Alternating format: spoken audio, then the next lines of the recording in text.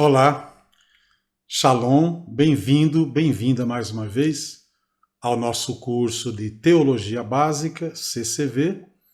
E você já sabe, o nosso curso tem como base o livro-texto Teologia Sistemática, do Franklin Ferreira, do curso Vida Nova de Teologia Básica. E hoje nós vamos então à nossa última aula, a última aula do nosso curso, que tem como tema Vinda de Cristo, e equivale ao último capítulo do livro. E nós vamos perceber que, na verdade, esse tema Vinda de Cristo é um tema que vai abordar um pouco da escatologia. E falando em escatologia, a escatologia é o estudo, né, das últimas coisas, a consumação da obra do Deus Trino na criação, na redenção e no ato de fazer novas todas as coisas. Então é isso que estuda a escatologia, né? A consumação da obra do Deus Trino na criação. E é quando também nós vamos ver a redenção no seu ápice, a redenção no seu topo, né?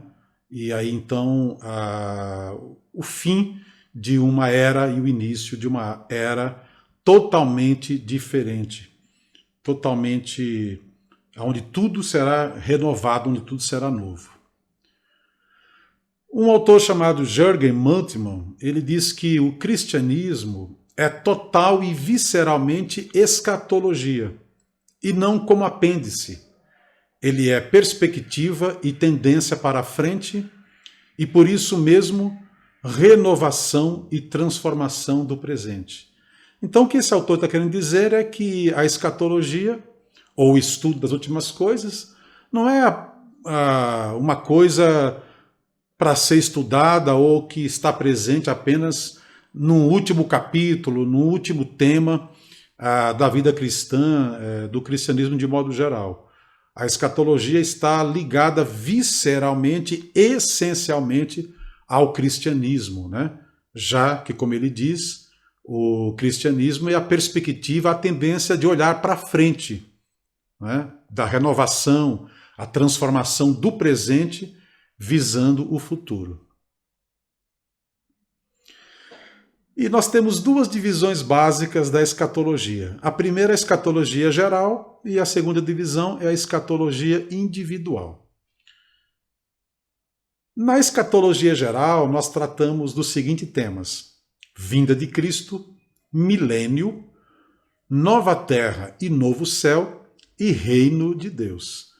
Já na escatologia individual, nós tratamos da morte, do estado intermediário, a ressurreição, o juízo final, céu e inferno. Vamos agora ver um pouco de cada uma dessas coisas, desses subtemas separadamente. Começamos então com a questão da morte. A morte implica essencialmente em separação. Você vai ver que nós vamos falar aqui de alguns tipos de morte e todas elas vai aparecer o aspecto da separação, ok? Então nós temos três formas de morte: a morte espiritual, a morte física e a morte eterna. Vejamos cada uma delas separadamente. Comecemos com a morte espiritual. Foi a primeira a acontecer na história bíblica e na vida de cada indivíduo, segundo nos afirma Gênesis 2:17. Ali nós temos uma dupla consequência. Adão se tornou mortal quando comeu e morreu espiritualmente naquele mesmo dia. A separação de Deus é a essência da morte espiritual. Como nós vimos, a separação é a essência de todo tipo de morte.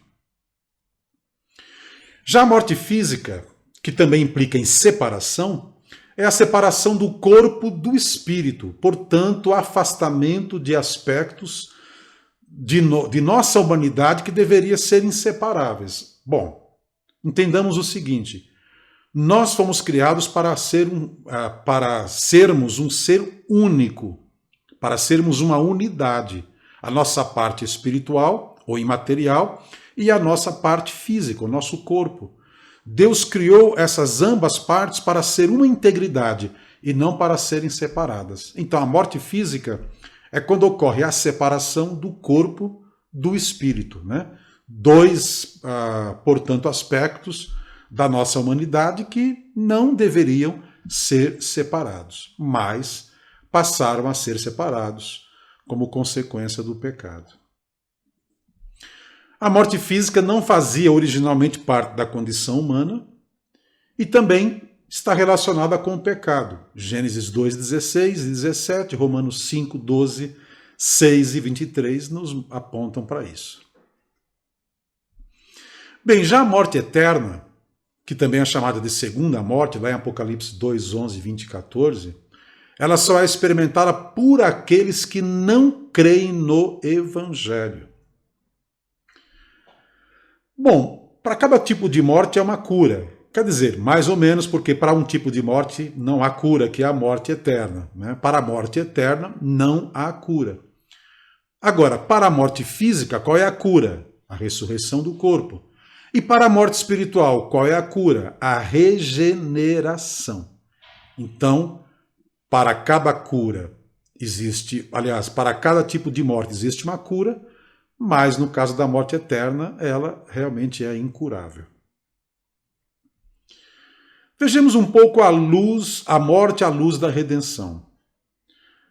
Primeiro, a morte e a ressurreição de Cristo em sua humanidade foi para destruir a morte. Hebreus 2, 14 e 15. Segundo, a conquista da morte é parte essencial da obra redentora de Cristo.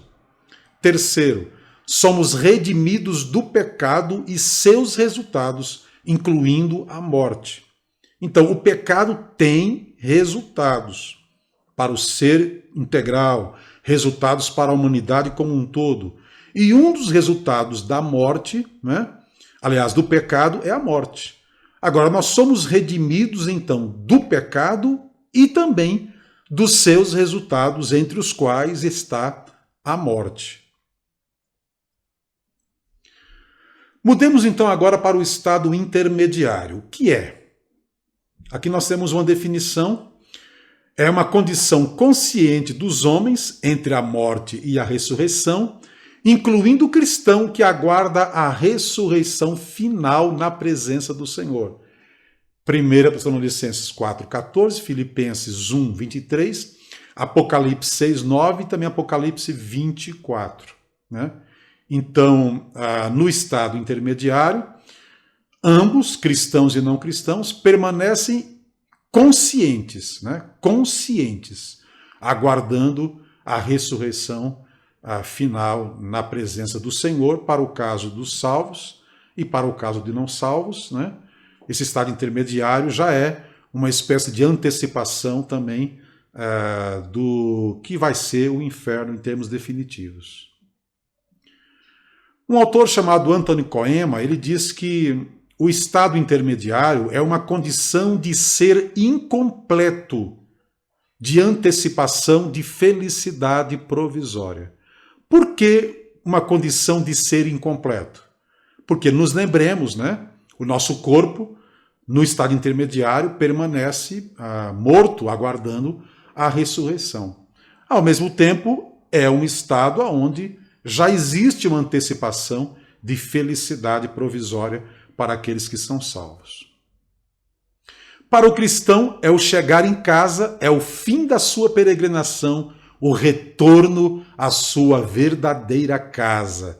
2 Coríntios 5, 6 a 8. E o estado intermediário deve ser visto como uma esperança única, né? Juntamente com a ressurreição. Então, esses dois aspectos, o estado intermediário e a ressurreição, devem ser vistos como uma única esperança do cristão. Falemos agora sobre a vinda, né, triunfal de Cristo, o retorno triunfal de Cristo. Comecemos pelos eventos. Quais eventos envolverão a volta triunfal de Cristo? Proclamação do Evangelho a toda criatura, futura conversão de Israel, grande tribulação e apostasia, revelação do anticristo e guerras e rumores de guerra. A segunda vinda de Cristo, ela não tem data prevista, ela será única, ela será pessoal e será também simultânea ao arrebatamento.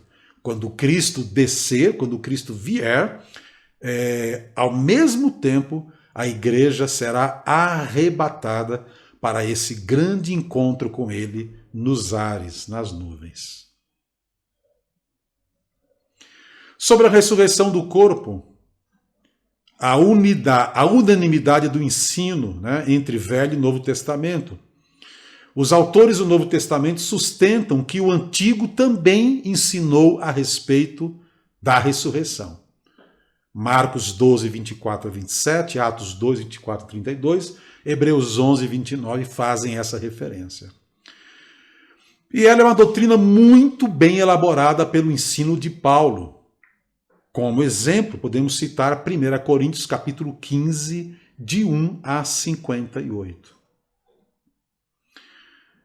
A respeito da relação entre Cristo e nós, a ressurreição do corpo implica uma continuidade entre o corpo físico que temos agora e o corpo que teremos no futuro, à semelhança do que ocorreu com Cristo. 1 Coríntios 15, 20. Né? Então, qual é a nossa relação qual é a relação entre o nosso corpo, o corpo de Cristo, a nossa morte, a morte de Cristo, a nossa ressurreição e a ressurreição de Cristo? É que em Cristo nós vimos uma continuidade do corpo físico, ainda que glorificado e transformado, assim também acontecerá conosco. Ressuscitaremos com o mesmo corpo, porém esse corpo será revestido de glória. Será um corpo completamente restaurado. Quais são as características? Memória mantida e mútuo reconhecimento, Apocalipse 24, Lucas 16, 29 a 31, 1 Coríntios 13, 12. Homens e mulheres, porém, serão seres suprassexuais. O corpo no futuro terá capacidade além das que tem agora, em Lucas 24, 36. E o corpo do salvo será perfeito, sem corrupção, poderoso e glorioso, segundo 1 Coríntios 15, 35 a 58. Justos e ímpios ressuscitarão no mesmo dia, João 5, 27 a 29, sem intervalo de tempo, os justos para a vida eterna e os ímpios para a condenação eterna, sendo que na sequência nós teremos o juízo. E falando em juízo, juízo final diz respeito ao julgamento no final da história, no qual todos os homens aparecerão perante o trono de Cristo para serem julgados segundo a revelação e a responsabilidade que receberam. Então, na terra, cada um receberá uma revelação e uma responsabilidade. No julgamento final, esta responsabilidade e essa revelação serão a base para o julgamento que acontecerá aí diante do trono de Cristo. Quem será julgado? Primeiro, toda a humanidade. Ela será dividida em dois grupos, os salvos e os perdidos. Mateus 25, de 41 a 43. E os salvos não precisam, inclusive, temer esse dia. Romanos 8:1, 1 João 4:17. Né? Já não há mais nenhuma condenação, não é um julgamento para condenação, é um julgamento para avaliação, para distribuição de galardões, né? Mas não um julgamento, no caso dos salvos, para condenação.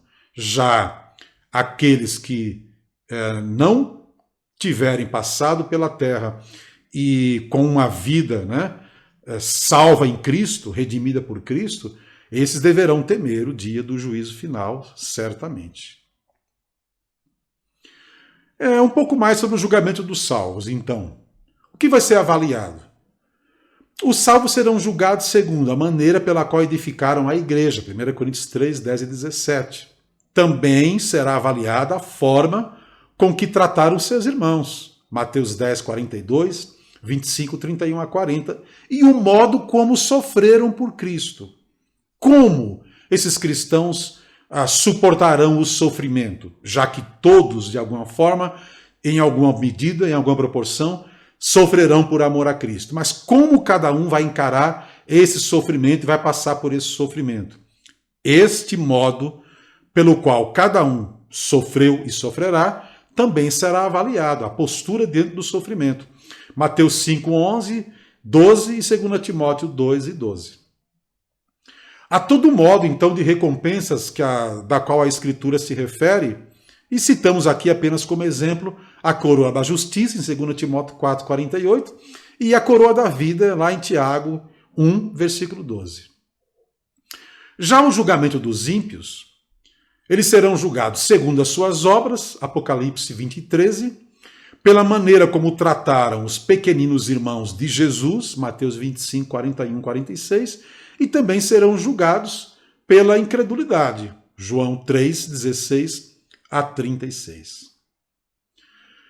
O que eles receberão? Receberão a morte eterna, Romanos 6, 23, a ira vindoura, Romanos 2, 5, 8 e 9, açoites, Lucas 12, 45 a 48, juízo e fogo vingador, em Hebreus 10, 27 a 31. O inferno, segundo a Bíblia, será um lugar de fogo inextinguível, Mateus 3 e 12, Marcos 9, 43, onde o verme não morre, Marcos 9, 48, um lugar de choro e ranger de dentes e trevas, Mateus 25, 30, um lugar do castigo eterno, Mateus 25, 46 e também 41, e o lugar da ira e indignação, tribulação e angústia, Romanos 2, 8 e 9. Castigo, segundo Tessalonicenses 1, 9, lago ardente de fogo e enxofre, Apocalipse 21, 8, 20 e 15, e também um lugar da morte eterna, Apocalipse 20, 11, 15, 21, 8 e 25, 46. Há um autor, um escritor bastante conhecido, chamado C.S. Lewis, e ele tem uma ideia sobre o inferno, e eu resumi essa ideia da seguinte maneira, né? O autor do livro que estamos resumindo fala um pouco mais sobre essa ideia, mas eu procurei trazer aqui um resumo, então, da ideia de C.S. Lewis, que é a seguinte: pessoas que forem lançadas ao inferno serão desprovidas da sua humanidade e serão menos do que eram em vida, como se fossem cinzas de uma madeira queimada, melhor dizendo. Ou seja, na essência, ainda serão os mesmos, porém muito reduzidos no que eram antes. Então, na visão de C.S. Lewis, o homem, quando é lançado no inferno, né, lá é lançada uma humanidade desprovida, né, de muitas coisas. Não será o ser humano no inferno, não será humano integral, ele será desintegrado, né? Será apenas uma sombra daquilo que ele era antes. Então a ideia central aqui é a seguinte: no inferno o homem será menos homem, ou terá menos humanidade, e nisso também consistirá parte do seu sofrimento. Já que a redenção implica na humanidade completa e plena em Deus através de Cristo.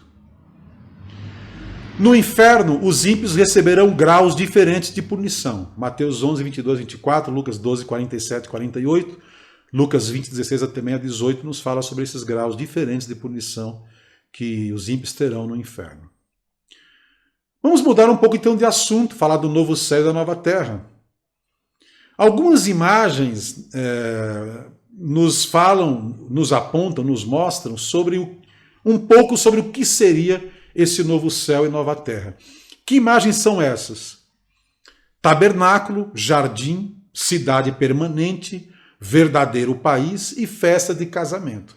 Por essas imagens, você então pode ter uma ideia do que será esse novo céu e essa nova terra.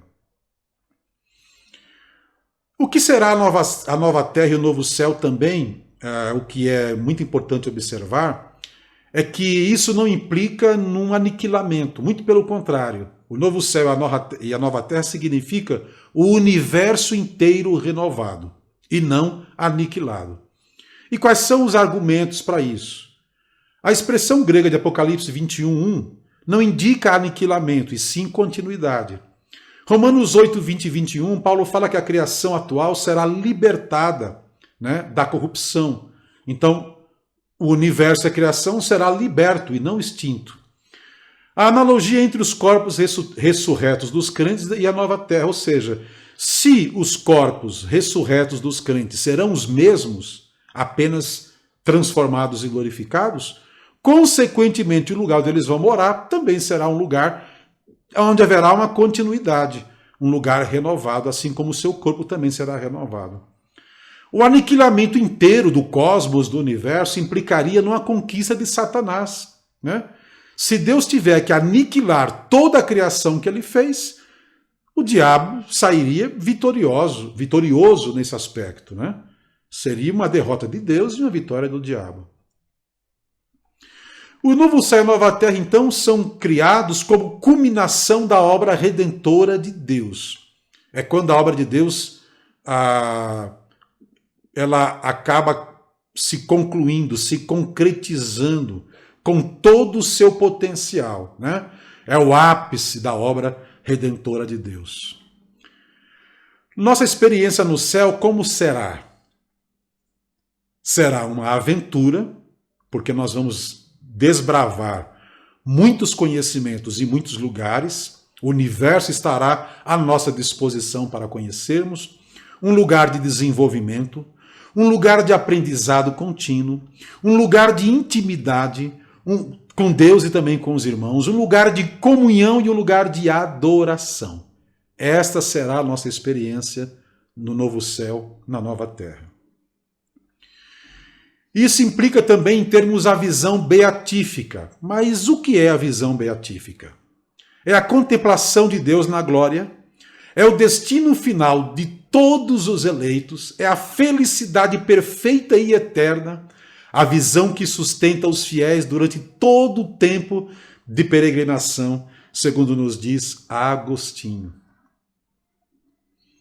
O reino de Deus é o projeto de Deus para a história, em que o Deus soberano sobre toda a história a dirige para cumprir os seus propósitos na era atual e na era vindoura.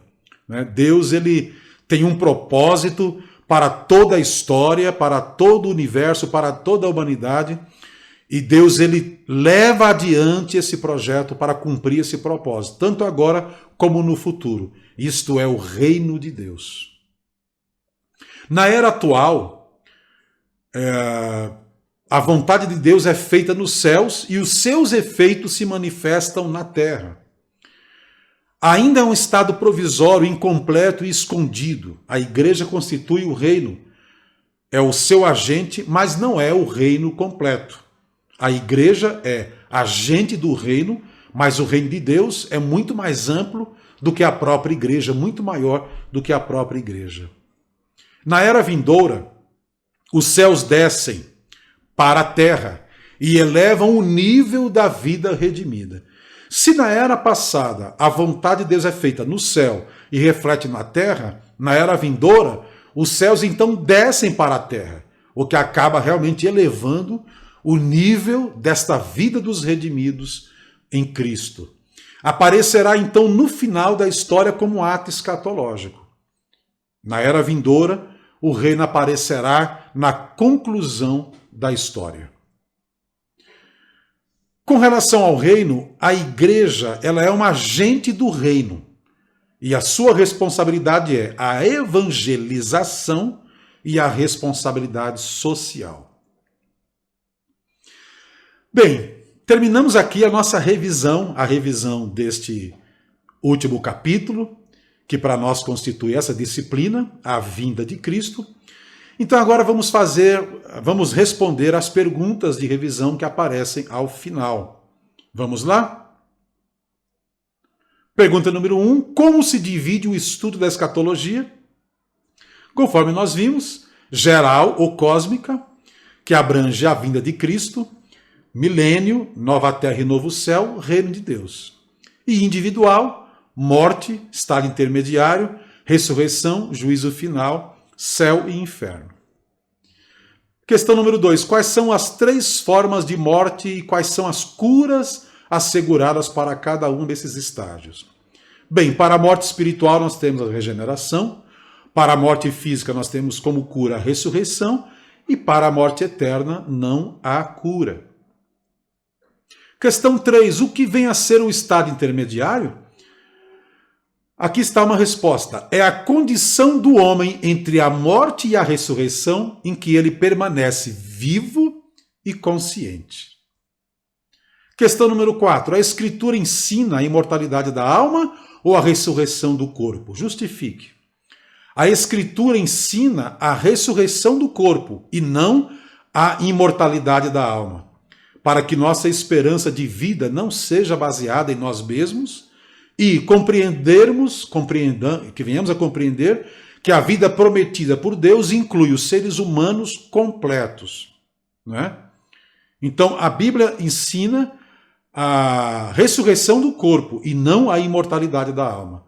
Porque se nós fôssemos basear somente no fato de que a nossa alma é imortal, né, jamais pode ser destruída, então nós poderíamos cair no risco de achar que a salvação, então, dependeria de nós e haveria, então, uma oportunidade, uma possibilidade para além do final das coisas, para além da ressurreição do juízo final, né? E também poderíamos imaginar que bastava o ser ter alma, né, para ser um ser completo, mas é necessário que a nossa parte material e o nosso corpo estejam unidos, né, em Deus para usufruir de tudo aquilo que Deus tem através da redenção em Cristo. O que é inferno? Resumo o que C.S. Lewis afirmou sobre a natureza daqueles que forem lançados ao inferno. Pessoas que forem lançadas ao inferno, aqui está uma resposta, serão desprovidas da sua humanidade e serão menos do que eram em vida, como se fossem cinzas de uma madeira queimada, ou seja, na essência ainda serão os mesmos, porém muito reduzidos ao que era antes. Pergunta número 6. Por que se medita, prega e ensina tão pouco sobre o céu hoje? Porque os cristãos estão mais interessados na vida eterna, na vida terrena. A igreja perdeu o senso de importância do novo céu e da nova terra, e o que antes era uma das marcas cristãs da igreja primitiva, hoje já não é mais uma marca da igreja cristã atual. Questão 7. Qual a natureza dos novos céus e da nova terra? Aqui estão alguns aspectos. Primeiro, felicidade ao grau máximo decorrente da intimidade de Deus com os eleitos e do fato de o verem face a face. Segundo, continuidade do universo atual sem aniquilamento, porém renovado. Universo inteiro à disposição para ser explorado. Relação mais intensa com Deus e nossos irmãos. Adoração contínua e lugar para desenvolver nossos dons e talentos. Questão número 8. Qual é ou o que é a visão beatífica? Contemplação de Deus na glória. Destino final dos eleitos. Felicidade perfeita e eterna, a visão que sustenta os fiéis durante todo o tempo de peregrinação, conforme nós vimos. Questão número 9. Resuma o ensino sobre a segunda vinda de Cristo. Aqui nós colocamos aquele gráfico que vimos anteriormente, mostrando os eventos, proclamação do Evangelho a toda criatura, futura conversão de Israel, grande tribulação e apostasia, revelação do anticristo, guerras. E também vimos que é um evento, em si, a volta de Cristo não tem data prevista, é única, pessoal, cada um haverá, e será simultânea também ao arrebatamento. E a última questão, por que o reino de Deus é um tema teológico tão importante? Uma resposta pode ser essa. Porque o reino de Deus é a essência da esperança cristã para os eleitos, estando em parte presente, tendo a igreja como um agente desse reino e concretizado no futuro numa humanidade perfeita em Cristo. Por isso, o reino de Deus é um tema tão importante, porque ele é a essência da esperança cristã para os eleitos. Muito bem. Chegamos assim ao fim dessa disciplina, a vinda de Cristo, a volta de Cristo, um resumo da escatologia, na verdade, sobre isso fala esse assunto. Concluímos então o nosso estudo, o nosso resumo do livro Teologia Sistemática, não é? Do Franklin Ferreira, e espero que você tenha gostado desta aula, deste vídeo. Espero que você tenha amado todo o curso até aqui e que você possa continuar se aprofundando no tema da teologia básica, a teologia sistemática em especial, estudando esses temas tão importantes para a edificação da igreja cristã e o nosso desenvolvimento, né? Na parte missionária, na parte evangelística, na parte de ensino, tá bom? Muito obrigado por ter me acompanhado até esse ponto do curso, até o final. Que Deus te abençoe, fique com a sua paz.